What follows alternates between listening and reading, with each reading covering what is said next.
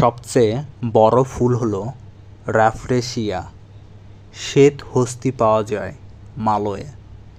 জাহাজের গতিবেগ মাপার একক নট।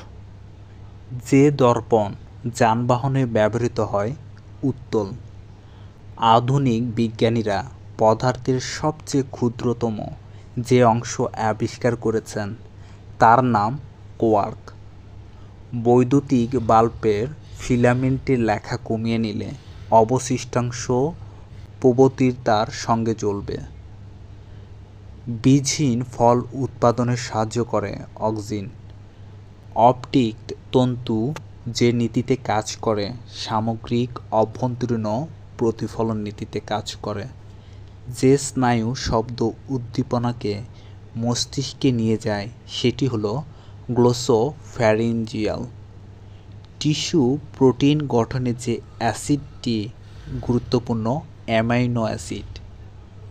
কোন প্রাণীর চোখে পেকটিন থাকে? পায়রা।